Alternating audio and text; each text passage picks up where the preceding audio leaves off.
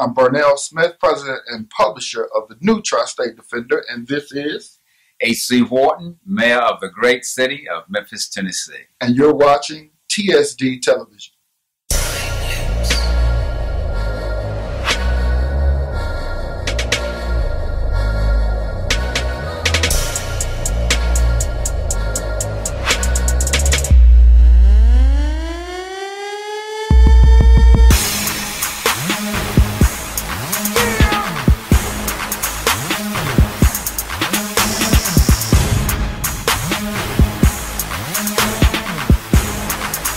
Welcome you today to TSD Television. I have an illustrious guest who really needs no introduction with us here today. The Mayor of the great city of Memphis, Mayor AC Wharton. Mayor, I want to welcome you to our new platform, TSD Television. Great. Thanks for having me come by, and thanks for this new platform. Absolutely. We want to reach the readers here in Memphis, our viewers now in Memphis, in more ways than just through the print, and this gives us an opportunity to do that. Great. It's an honor to be here as an early guest. Well, thank you. Thank you. One of our second guest. So I want to get right into this because this first segment, we're going to take a few minutes to really talk about an issue that's really been burning in the ears of our readership and the community overall, and that is certainly the issue of youth violence in our community. And broadly, really more so than that, just the issue of violence across the city. We've had a lot of domestic violence situations that have occurred. Then, of course, we have the issue with our youth. And you know, from your perspective, I know you've offered several solutions. Some of those you've taken some criticism on, but sort of give us an overview of, you know, where we are now and the progress that's been made relative to dealing with the issue of youth violence in Memphis.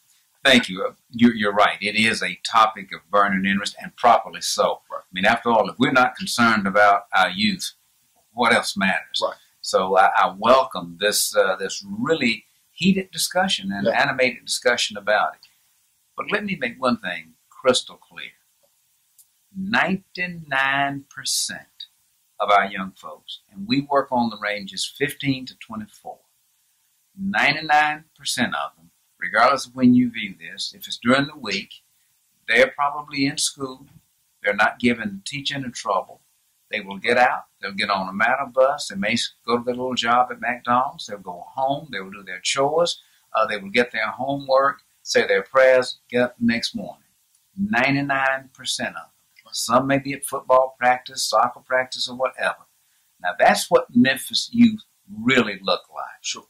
Unfortunately, because of the fact, and you're in journalism and media, as they always say, if it bleeds, it leads. If it's an excitement there, and if it's something that is just utterly stupid, that's what you're going to lead the news with. That's the 1%. So I just want to get that clear, because so many times we get the impression and we get all depressed. Oh, our young folks, that is not true. And I want to commend the parents and the support structure of the 99% that are doing the right thing. That are doing the right thing. And so certainly the media plays a role in how they portray it.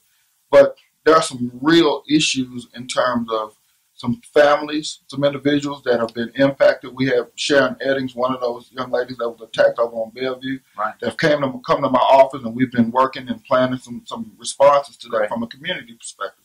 So, Mayor, I mean, certainly there's a small percentage of our youth that are participating, but the impact that they're having is significant. So so deal with that. Just as is the case with adult crime, 20% of the criminals commit 80% of the crimes. Right. And the same thing holds true with a young. And what you have to do, and I've been very clear on this, you know, we know about poverty. I know about neglect. But nowhere is it written that because you live in poverty, because you've been neglected, that you have a license to go out and terrorize anybody. And that's what we've had. My apologies go out to the victims. Well, some folks have said to me, well, it was just wait a minute. Wait. Terror is terror is terror. Sure. once you go through that, your life will never be the same. And we're going to deal with it accordingly. This is why I have said from day one, from the Kroger incident, parents, you got to be responsible. We got with the police director. We brought all of those folks in. Now it's up to the justice system to figure out who's guilty or not. We don't pass judgment on them. Right. We simply say, bring your child in. Now, but they should be, and they will be held accountable, even though they are 1%. And that's the irony of it. And this is why we cannot tolerate it. We cannot have the 1% giving the wrong impression. So do this for two things I want to ask you about that. So Congressman Cohen made an announcement. He's allocated some dollars for youth violence prevention. Some of that money is going to the county. Some of it is going to the city. How is that money being put to use? And give us maybe 2 or 3 proactive measures relative to our youth that are really addressing that issue straight on. We're taking what we call the Ambassadors Program. We've had 1,700 youth to go through that. Mm-hmm. In the spring, we'll enroll 400 more. We pick them at random. We make sure every city council district is represented.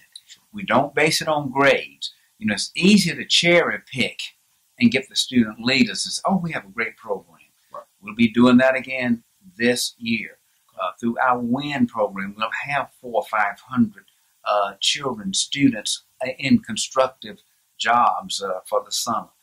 Just back at the Southern Heritage Classic, we took funds. We had 5,000 children to show up for a college fair. We brought college campuses from all over. So that's how we're using the funds. And we have some much more ambitious things that we'll be rolling out very shortly. One other thing that I have to tell you about, and I went up to Philadelphia and looked at, it's a program called GunStat. And unfortunately, Mr. Smith, it's our youngsters who are getting guns now. We're going to use those funds to zero in on the folks who are committing gun crimes and getting guns in the hands of our youth. Right. We're working with the DA to make sure that when they get arrested, they're held in jail longer so they don't get right back out.